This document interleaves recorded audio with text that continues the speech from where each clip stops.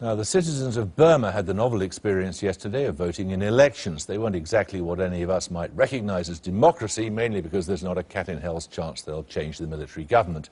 Today, there was fighting between government troops and ethnic minority rebels on the border with Thailand. Suroy Roberts has been in eastern Burma trying to discover how the generals are dealing with the resistance from the country's ethnic minorities and making money at the same time.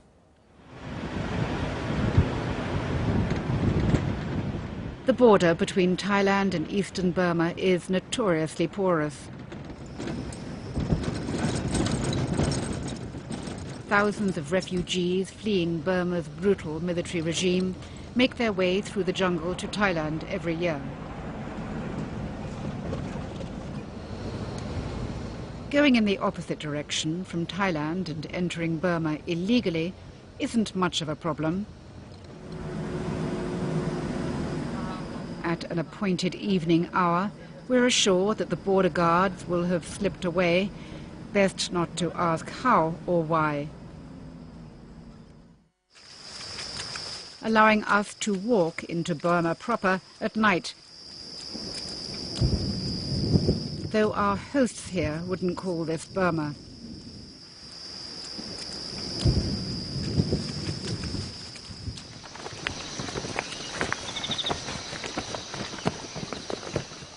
Trekking to a rebel army camp the next day, the soldiers tell you the land belongs to the Karenni people, protected by them, the Karenni Army.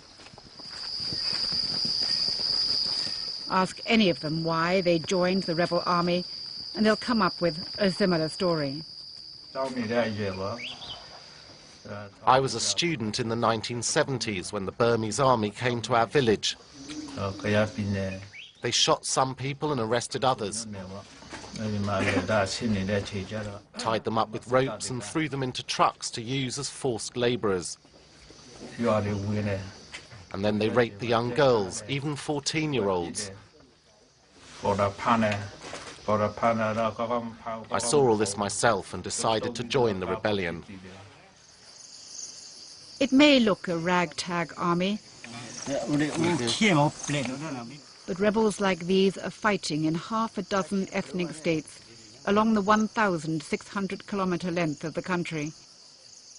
It keeps the Burmese army of some 400,000 strong occupied. But it's an expensive business.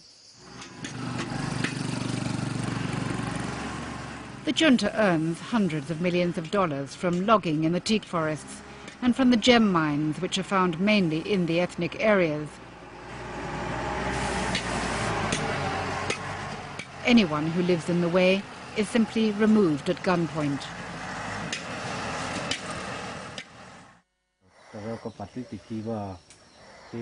Today, from Karenni refugees, I heard some of the most shocking reports yet.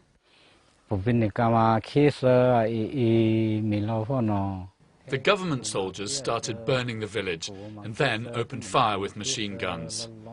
They were shooting everywhere. It was the old people and the small children who were killed first. Everyone was terrified, running in all directions, trying to escape the bullets.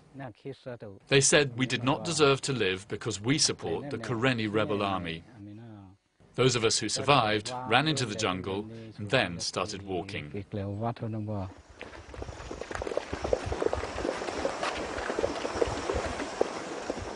Local cameramen joined the mass exodus of people to record the flight of entire villages across the border to the refugee camps in Thailand. Hundreds of villages have been emptied at gunpoint. They walked for days. Many fell sick and died for lack of food and medical care.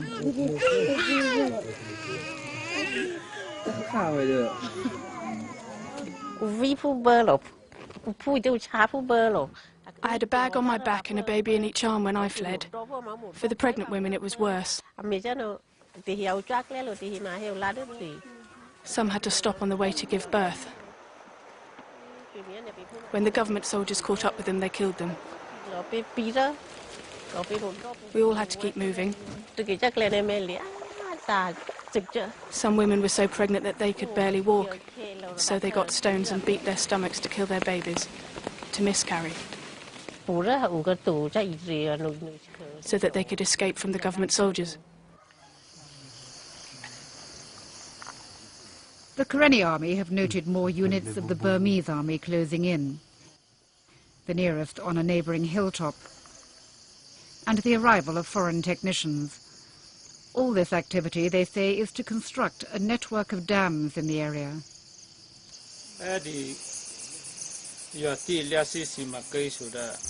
With this dam project here, the government have brought in Chinese experts to supervise the construction, and they've built military bases for protection.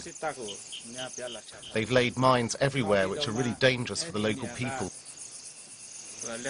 As soon as the project is finished, they will sell the electricity to Thailand.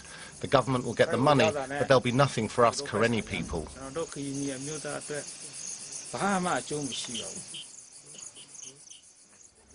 The Burmese generals aren't stupid, or they wouldn't have held on to power for so long.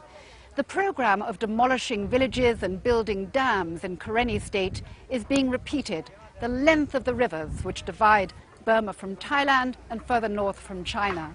Wherever there are ethnic rebel armies, the junta is sweeping away the villages who support them. Local people who've watched their villages being flooded have come together, calling themselves the Burma Rivers Network, and charted the chain of dams being constructed, mainly in the border areas, and the power lines being erected to export electricity to China and Thailand, all to earn the revenue needed to keep the military in power. Throughout the ethnic areas, they tell you, the elections were an irrelevance. For the ethnic peoples and the Burmese people alike, we will all still be treated like slaves and be even more downtrodden.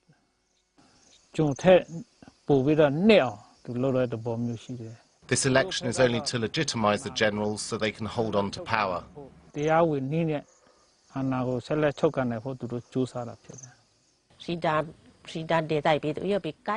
Only you people on the outside can help us. If we return to Burma, we know that the military government will kill us.